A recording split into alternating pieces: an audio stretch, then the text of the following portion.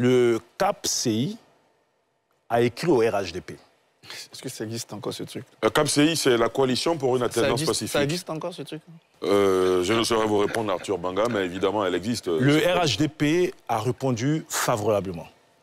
Nous avons eu un premier rendez-vous raté, parce que nous, on avait notre congrès. Madame Simone Veil-Gbagbo, je crois, a effectué un voyage hors du pays, ce qui fait que les questions d'agenda n'ont pas pu faire donc le rendez-vous.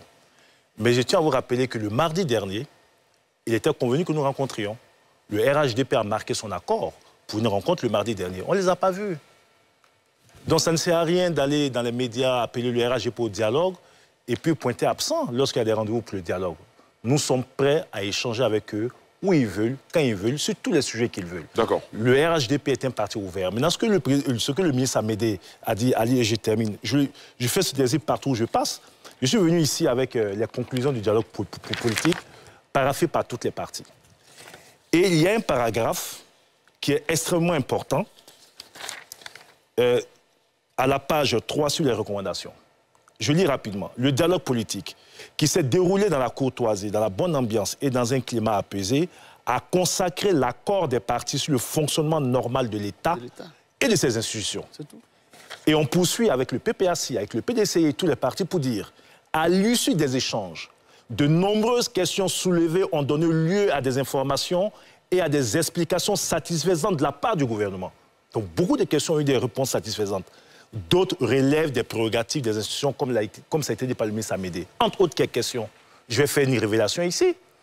Ils ont posé le problème du gel des avoirs, de dégel des avoirs. Le PPACI a dit qu'ils ont beaucoup de militants qui ont leur compte gelé. La ministre Marietou, qui a participé au dialogue politique, a dit, écoutez, et sur la base des informations qu'on a le ministère de la Justice, pour nous, on a dégelé. Donnez-nous la liste de ceux qui ont leur compte gelé. Ils n'ont pas été à même de nous produire une liste, jusqu'aujourd'hui. Mais mieux, l'un des participants au dialogue, donc au niveau de la partie gouvernementale, a fait une révélation qui est importante. Gossio Marcel, paix à son âme, avait son compte qui était gelé. Mais lorsque son compte a été dégelé, il s'est rapproché des autorités compétentes à l'effet de faire en sorte qu'il y ait une confidentialité autour donc, du dégel de son compte, à cause des pressions liées au village, etc. Il n'a pas voulu qu'on communique sur le dégel de son compte.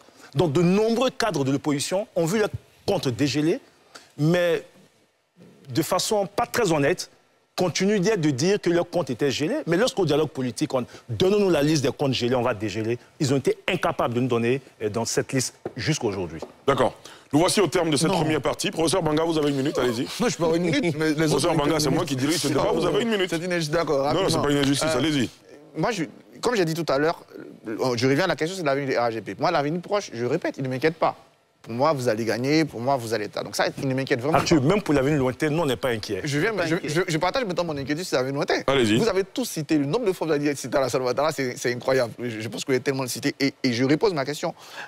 Aujourd'hui, qu'est-ce qui vous permet dans les textes du RHDP de résister à un départ, à une vacance d'Alassane Ouattara? Première question. Deuxième question, surtout pour M. Amédée, pour le ministre Amédée qui vient du PDCI RDA, dans le discours de Alassane Ouattara, on a entendu l'hommage à Henri Konan Bédié. J'ai été déjà ému, j'ai même tweeté quand il a dit.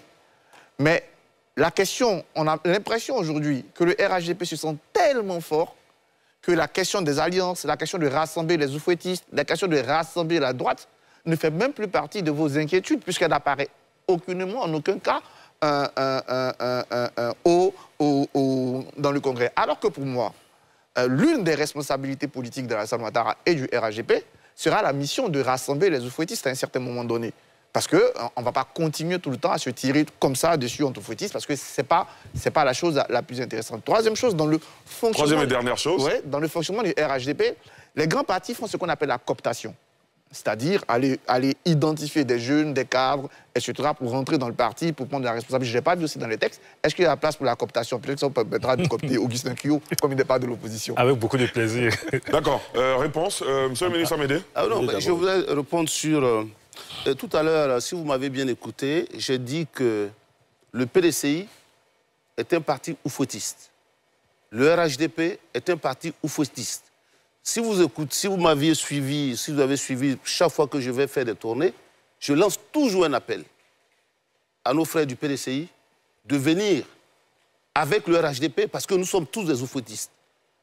j'échange beaucoup avec beaucoup de militants. Mais le Congrès ne l'a pas dit. Oui, mais le rôle du Congrès... C'est de réfléchir Non, le rôle du Congrès, ce n'était pas d'aller dire allez-y, alliance avec un tel ou un tel. Les alliances, c'est en fonction des échanges que nous avons. Mais nous leur lançons toujours cet appel. Je suis sur votre plateau.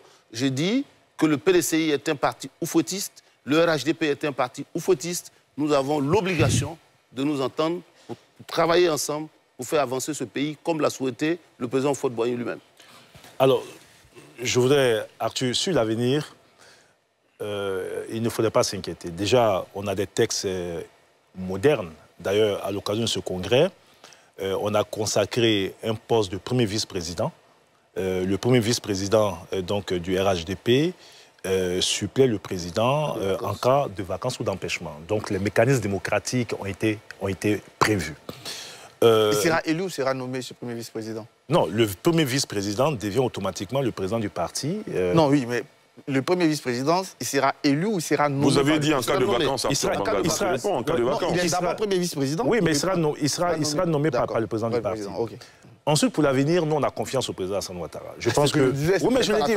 Oui, mais non, ce n'est pas une faiblesse. Si on s'accorde tous sur les grandes qualités de ce monsieur. On est bien d'accord.